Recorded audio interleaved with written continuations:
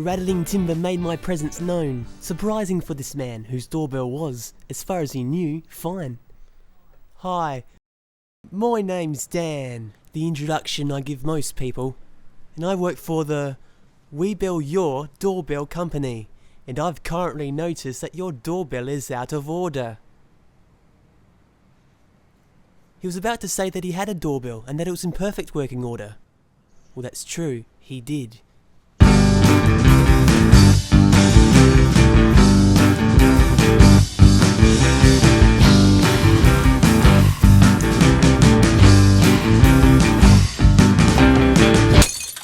Those damn rats, they like to destroy anything they can't use. Shall I show you a prototype? I was never the clever one. My PE teacher said I was as smart as a mushroom, but I could see this was going to be the beginning of a beautiful customer salesman, work-related relationship.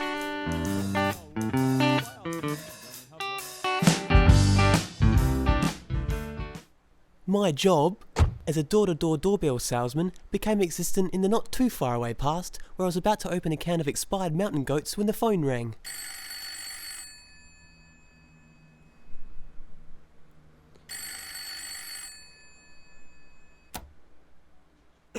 Hello, I said. Hello? It was a reply to the Dan Needs a Job advertisement I made at the local deli notice board. Had I been so open? I couldn't remember. The past was as vague to me as a fish is to chocolate, so I pondered for a moment. I thought back to when this would have occurred, then realised I was thinking about where I am now. My sight had vagued when I saw a young man cleaning my windscreen. What a nice young fellow. I gave him my card and drove away.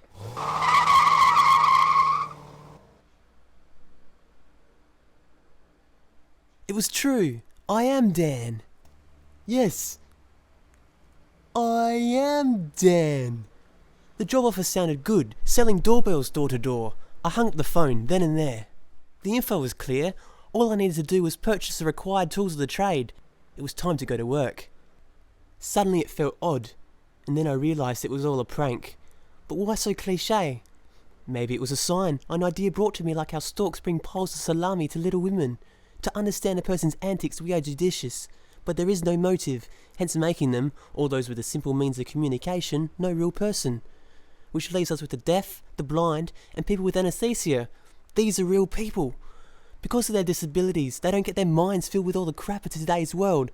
Life is like an infertility addiction that the so-called everyday person gets throughout their lifespan that plays table hockey with their heads whenever they attempt to live.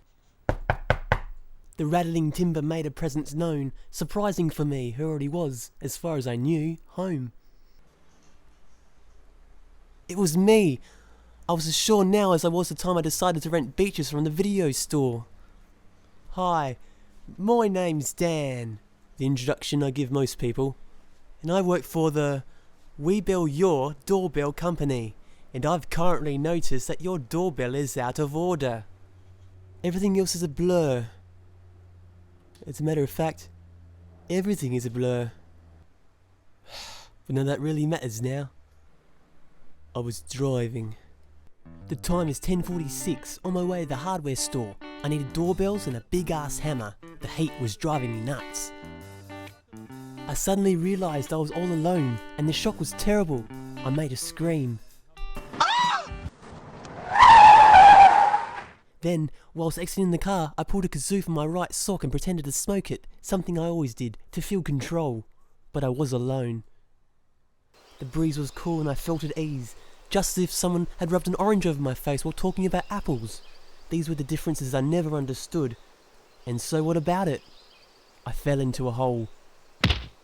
I found myself in my car, but oddly no one was driving. The movement of the windscreen wipers indicated it was raining. But it wasn't. I thought about it for a while, and then I realised I was on the wrong side of the car.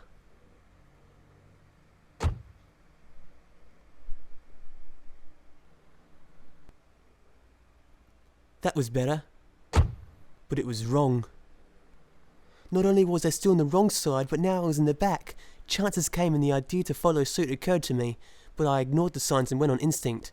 I didn't want to be a scientist, so since I wasn't, my life was going well.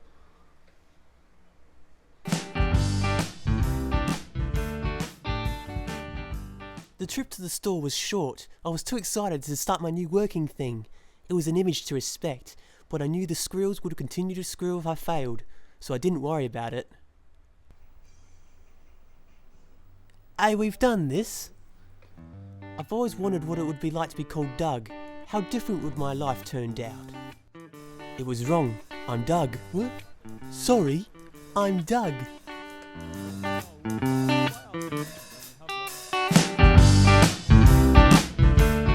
Suddenly the confusion became clear. The cheese had melted and the muffins were ready. I had sobered up. But Dan I was, and Dan I am, the door-to-door doorbell salesman. With things changing so rapidly, I was forgetting my situation that was clearly linked out in the glove box compartment. The trip to the store was short. I never liked checkouts. They made me feel uncomfortable, especially when I was waiting in the 15 items or less line. I continuously find myself counting my items just to make sure I wouldn't get into any trouble.